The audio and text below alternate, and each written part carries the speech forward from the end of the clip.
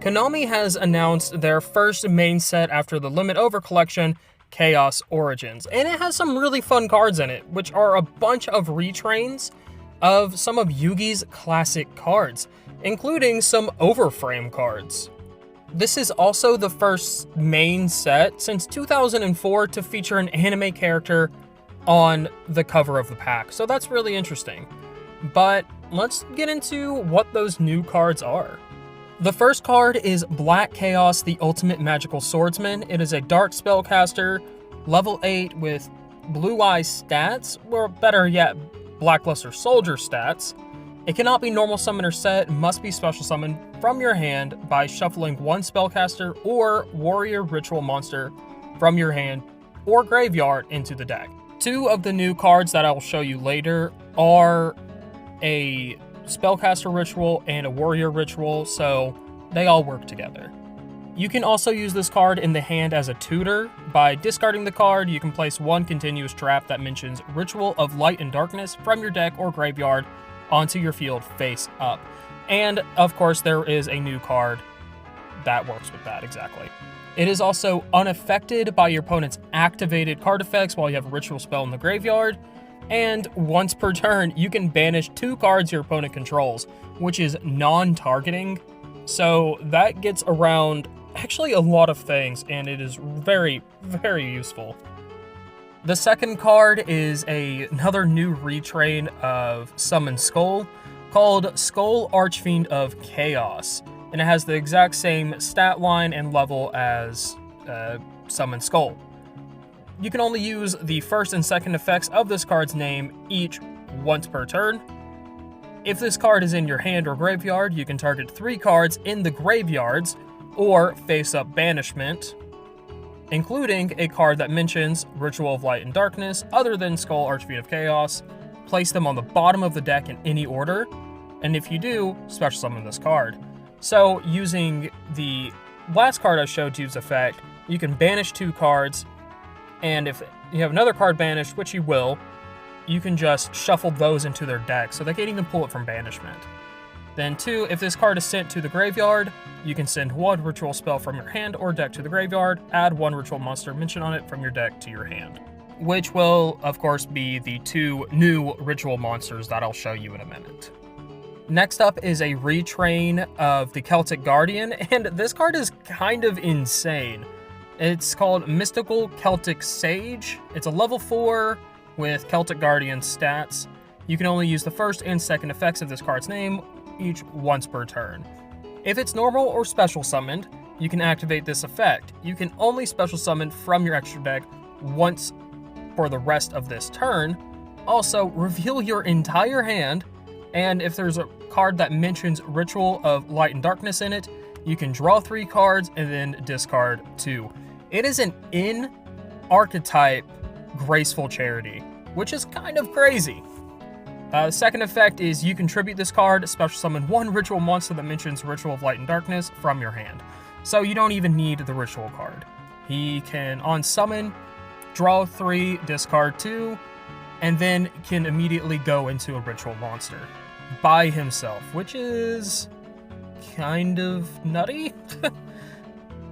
Up next is Kuriboh, which is actually kind of a cute reference to when Yugi summoned Blackluster Soldier in the manga. But it has Kuriboh stats, and you can use this effect once per turn. Use the first effect once per turn, sorry. And it's a quick effect. You can discard this card, then activate one of these effects. The next battle or effect damage you would take this turn becomes 0, so it's Kuriboh. And set 1 quick play spell or trap that mentions Ritual of Light and Darkness from your deck. It can be activated this turn, and there's 2 that I'll show you later. And the second part, for the ritual summon of exactly 1 level 8 monster with a card effect that requires use of monsters, this card can be used as the entire tribute. So it has Kuriboh's effect, it has a searcher for your spell traps, and it can be the entire tribute. This is the first of the 2 boss monsters. It is Black Chaos, the Dark Chaos Magician, or Dark Magician, the Magician of Black Chaos. I'm not too sure yet. Level 8, Dark Spellcaster, 2800 attack, 2600 defense. You can ritual summon this card with Ritual of Light and Darkness. You can only use the first and third effect of this card's name each once per turn. 1, if this card is special summoned, you can add 1 spell from your graveyard to your hand, so maybe another ritual summon. 2, unaffected by your opponent's activated effects unless they target this card. Spells and traps you control cannot be destroyed or banished by your opponent's card effects. That's kind of good. 3, you can target 1 card your opponent controls, banish it face down. A lot of banishing in this, which is a really, really good way to get around the non-targeting. But this one, unlike that first monster I showed you, does target. As for the second Overframe ritual monster, it's Blackluster Soldier, Soldier of Light and Darkness. It has Blackluster Soldier stats. You can ritual summon this card with Ritual of Light and Darkness. You can only use the first and third effects of this card's name each once per turn. 1, if this card is special summoned, you can target 1 card your opponent controls, banish it. 2, cannot be destroyed by battle, so that's pretty beefy. Unaffected by your opponent's activated effects unless they target this card. And it says 2, but it's actually 3.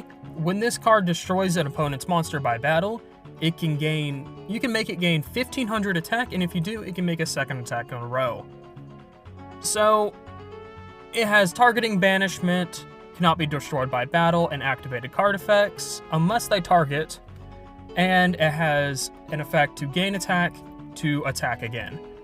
So it can, if you go into battle phase with it, it is likely just going to smack. But yeah, onto the spells and traps. The first one is the ritual spell card, Ritual of Light and Darkness, that everything has been mentioning.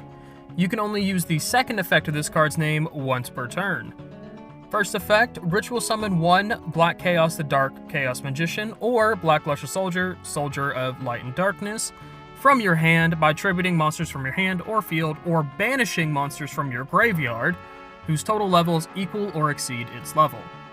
2, if this card is in your graveyard, you can add it and 1 card that mentions this card from your graveyard to your hand. So it can grab material back, it can grab pretty much any of the cards that I'm going to be showing you today from the graveyard and itself once it's there. So, and also, the big thing for me is being able to tribute monsters from your graveyard by banishing them, which goes into other effects. The second spell is the quick play spell card, Mystic Box of Chaos. First effect, when your opponent activates a card or effect that targets another card you control, return 1 of those cards you control to the hand. If set, reveal it.